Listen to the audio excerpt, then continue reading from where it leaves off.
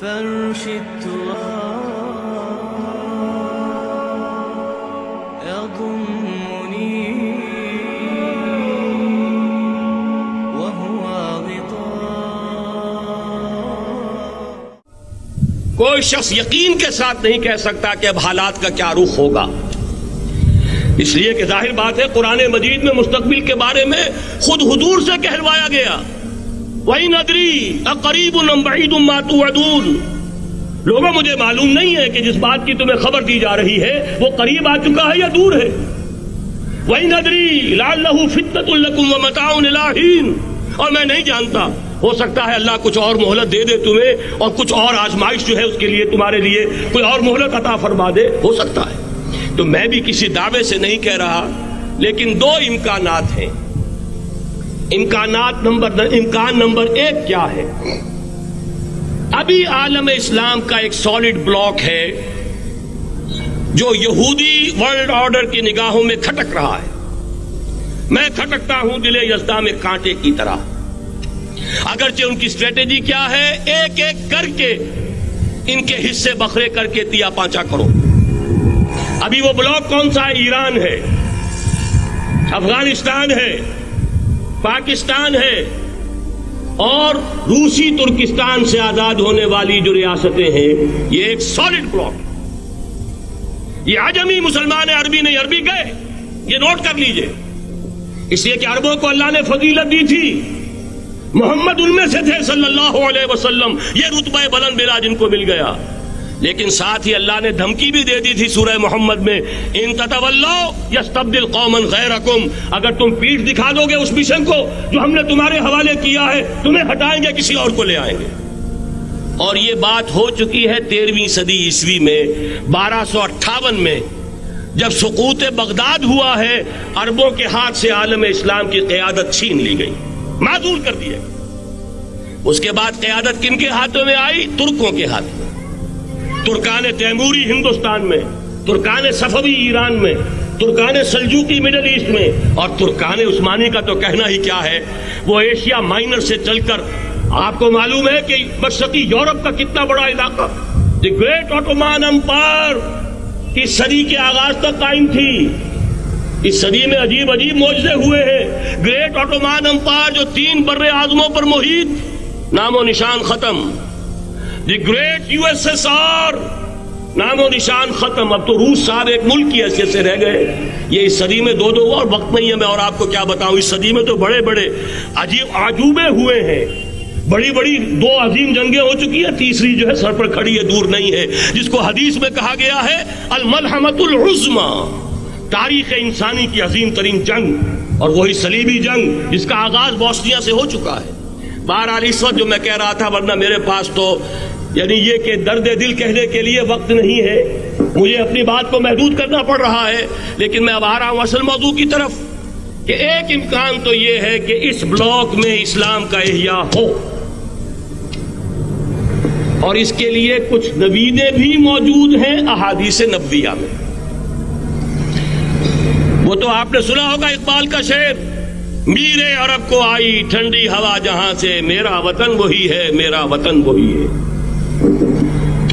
حدیث میں آتا ہے یخرج ناس من المشرق یؤتون للمہدی یعنی سلطانہ، مشرق سے فوجیں نکلیں گی کہ جو کہ مہدی کی حکومت قائم کریں گی، اور یہ ہوں گے حضرت فاطمہ کی نسل ہی سے رضی اللہ تعالی عنہا. لیکن عالم عرب کے اندر پھر ایک طاقت بن کر ابھریں گے، باطل کی قوتوں کے خلاف جہاد کریں گے. لیکن ان کو مدد آئے گی 2 طرف سے، ایک زمینی مدد آئے گی مشرق سے، ایک آسمانی مدد آئے گی. عیسیٰ ابن مریم کا نزول، حضرت مسیح علیہ الصلوۃ والسلام جو زندہ آسمان پر اٹھائے گئے تھے نازل ہوں گے. اور در حقیقت ان 2 مددوں کے نتیجے میں پھر یہود کا قلع قمع ہوگا، اور یہی گریٹر اسرائیل ان کا گریٹر گریو یارڈ بن کر رہے گا، عظیم تر قبرستان بن کر رہے گا. اس کی بڑی واضح حدیثیں موجود ہیں، اس کی بڑی تفصیلی خبریں موجود ہیں. یہ احادیث کی کتب کے اندر بدقسمتی سے ہماری اس کی طرف توجہ نہیں.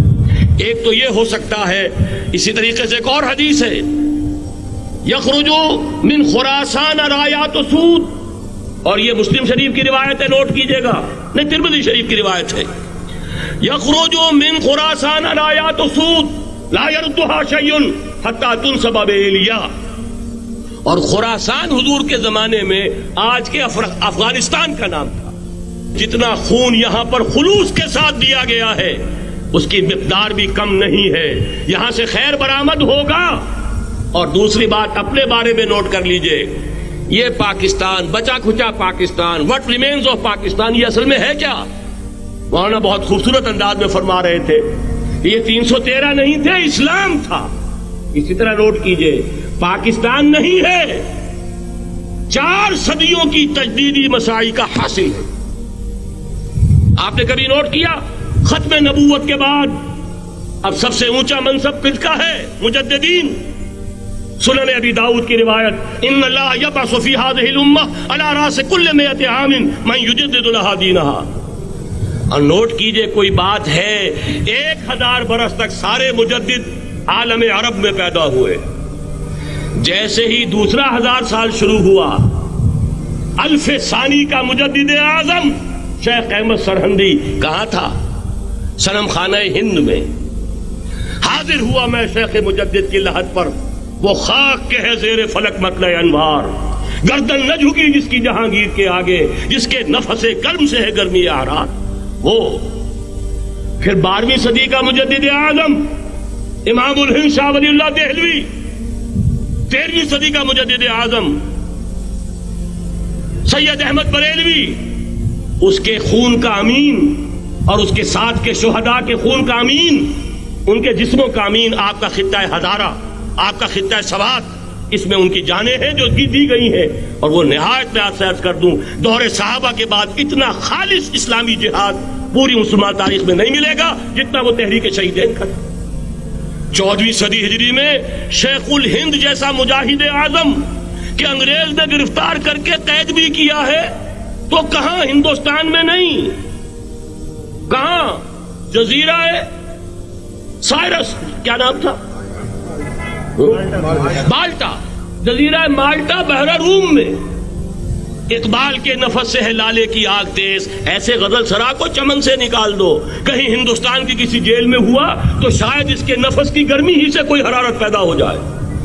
اور اسی صدی میں 14ویں صدی ہجری میں اقبال جیسا مفکر، اسی 14ویں صدی ہجری میں مودودی جیسا مصنف، اسی 14ویں صدی ہجری میں مولانا الیاس جیسا مبلغ رحمہم اللہ، عظیم شخصیتیں. آج پورے عالم اسلام میں آپ کو تبلیغی دوست ملیں گے.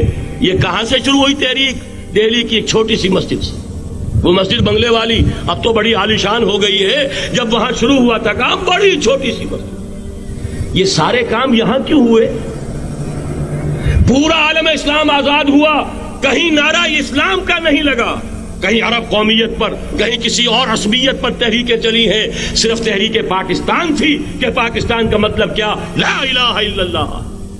کوئی سبب ہے کہ یہاں قرارداد مقاصد پاس ہوئی، حاکمیت اللہ کی ہے کہ اکبر نام لیتا ہے خدا کا اس زمانے میں. یہ سارا ماضی سامنے رکھیے اور حضور کی دی ہوئی پیشن گوئیوں کا مستقبل سامنے رکھیے. ان دونوں سے ثابت ہوتا ہے اس خطہ ارضی سے کچھ ہونا ہے.